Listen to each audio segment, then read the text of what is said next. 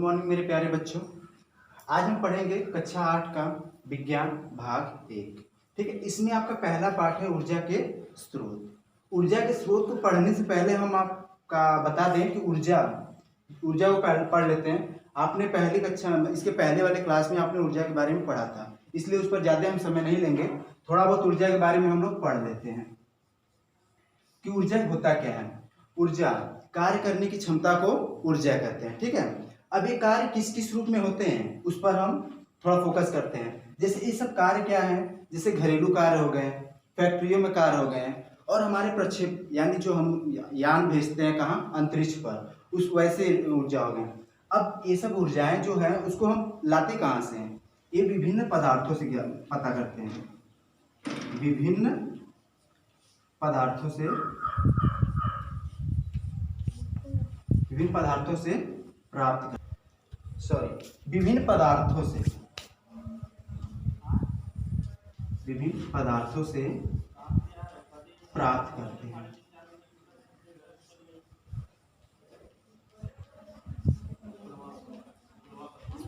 विभिन्न पदार्थों से प्राप्त करते हैं। अब बात करते, ठीक है, ऊर्जा के बारे में हम लोग जानकारी ले लिए। अब पढ़ते हैं ऊर्जा के स्रोत के बारे में। ऊर्जा के स्रोत,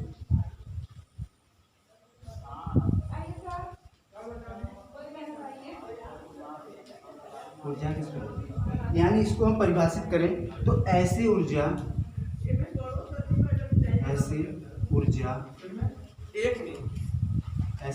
के स्रोत जो सरलतापूर्वक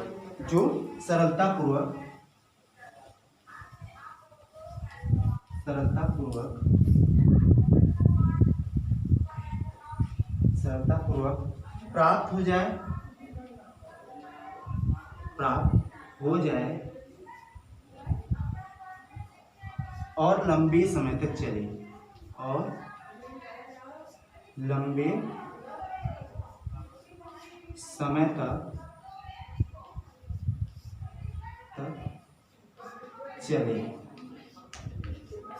उसे हम ऊर्जा के स्रोत कहते हैं। उसे हम ऊर्जा के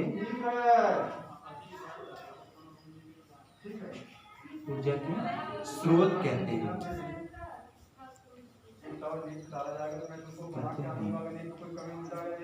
ऊर्जा के स्रोत कहते हैं। जैसे कह सकते हैं सूर्य है, सूर्य ऊर्जा का सबसे प्रमुख स्रोत है। सूर्य हो गया, जल, वायु, ठीक है, etc।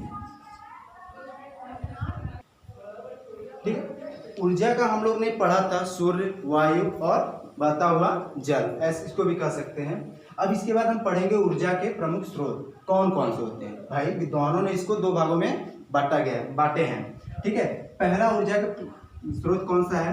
पहला ऊर्जा का नवीकरणीय स्रोत। ऊर्जा के नवीकरणीय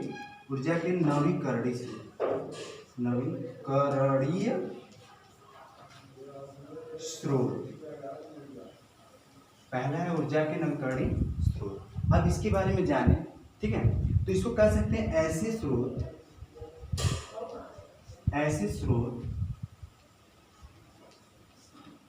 जो प्रकृति में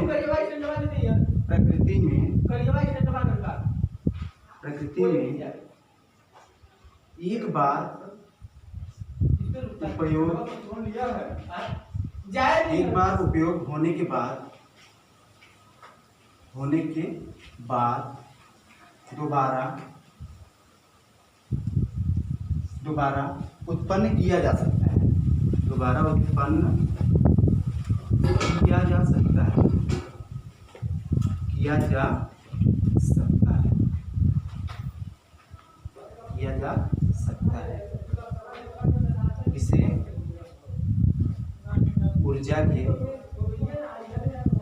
इसे ऊर्जा के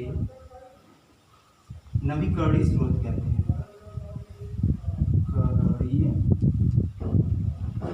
इसे ऊर्जा के नवीकरणीय स्रोत कहते हैं, स्रोत कहते हैं,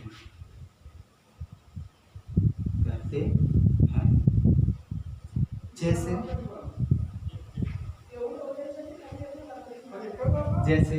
सूर्य हो गया, वायु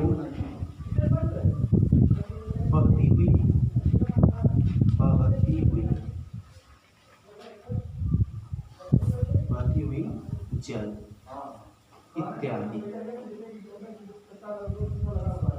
ठीक है, ऊर्जा के नवीकरणीय स्रोत। ठीक है ना, पहला था ऊर्जा के नवीकरणीय स्रोत। तो इसकी परिभाषा हम जानेंगे कि ऐसे स्रोत जो प्रकृति में एक बार उपयोग होने के बाद दोबारा उत्पन्न किया जा सके, उन्हें हम या उसे हम ऊर्जा के नवीकरणीय स्रोत कहते हैं, जैसे सूर्य, वायु, बहती हुई जल। ठीक है, इसके बाद हम पढ़ते हैं ऊर्जा के दूसरा स्रोत जो है, यानी ऊर्जा के अनवीकरणीय स्रोत के बारे में।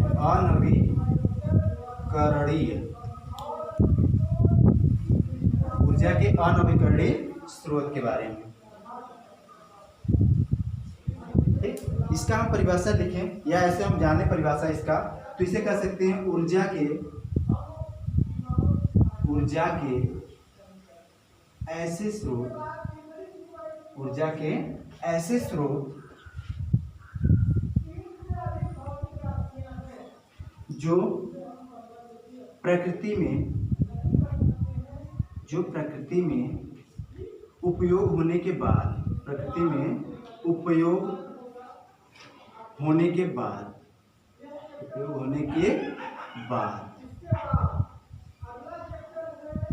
दोबारा उत्पन्न न किया जा सके,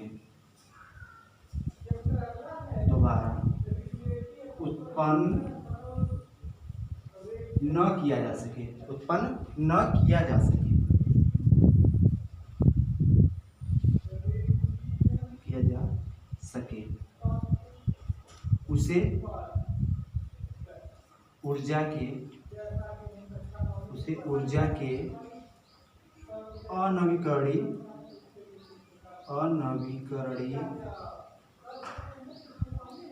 अनवीकरणीय स्रोत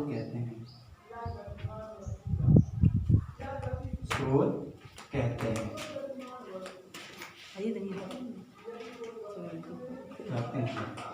जैसे इसके बारे में समझते हैं। जैसे कह सकते हैं, जैसे पेट्रोलियम हो गया,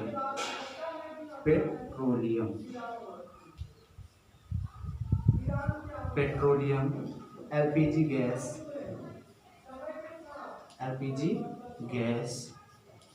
डीजल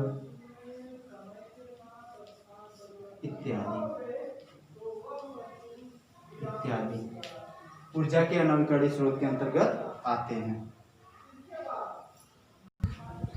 बेटा, ऊर्जा के स्रोत के बारे में हमने ऊर्जा के दो भागों को बांटा था, पहला नवीकरणीय, दूसरा अनवीकरणीय।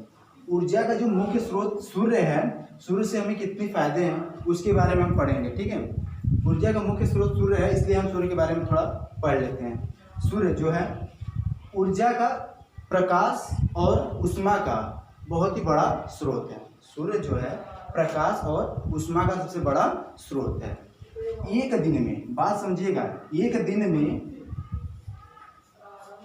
जितना सूर्य ऊर्जा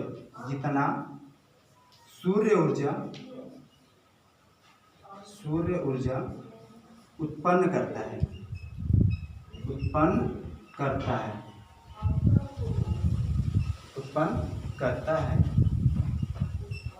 उतनी ऊर्जा पृथ्वी पर एक साल यानी 365 दिन के बराबर से भी अधिक होता है।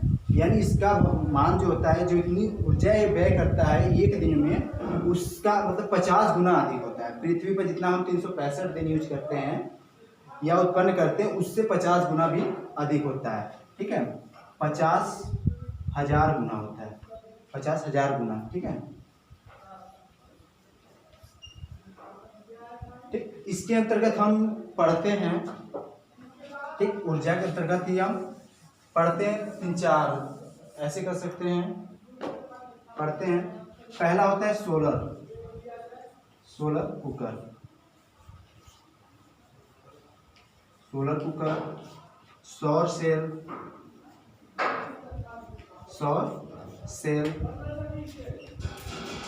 ठीक है, आज हम पहले तो सोलर कुकर के बारे में पढ़ते हैं। ठीक, सोलर कुकर क्या करता है,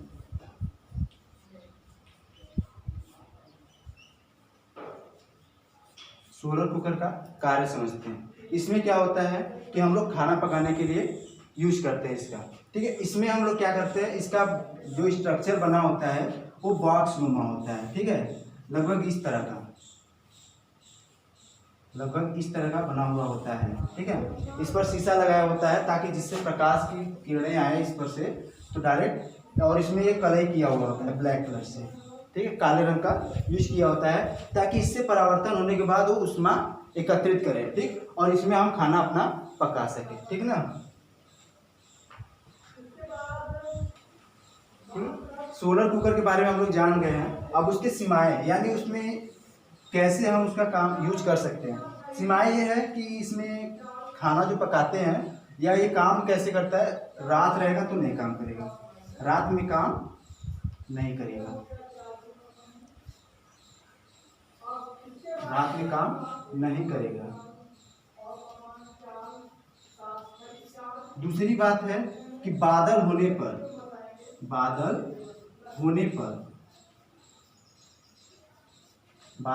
पर ये काम नहीं करेगा।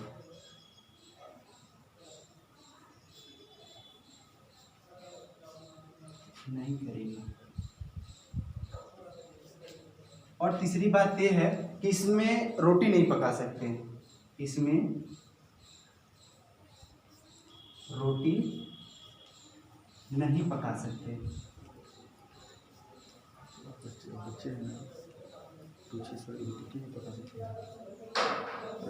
ठीक, और चौथा ये है कि ये तलने योग्य नहीं होता है क्योंकि ये बॉक्स नुमा होता है। ये तलने और भुनने योग्य से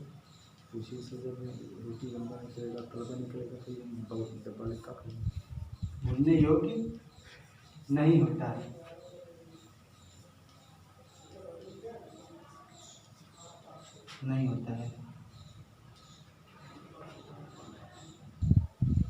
इसमें हमने सीमाएं पढ़ ली है। ठीक है, अब हम इसके लाभ पढ़ते हैं। इससे ईंधन का बचत होता है और इसके जलने से धुआं, न तो धुआं होता है और न ही जहरीली गैस निकलती है। ठीक, और दूसरा पढ़ते हैं, इसके रोज के प्रयोग से यानी नित्य के प्रयोग से ईंधन की बचत होती है। इसके बाद इससे पका भोजन जो होता है पौष्टिक होता है। और चौथा जो होता है इसमें 4 बॉक्स होते हैं। ठीक है, एक बार में 4 भोजन पका सकते हैं। ठीक है, इसके बाद मिलते हैं अगले वीडियो में, तब तक के लिए नमस्कार।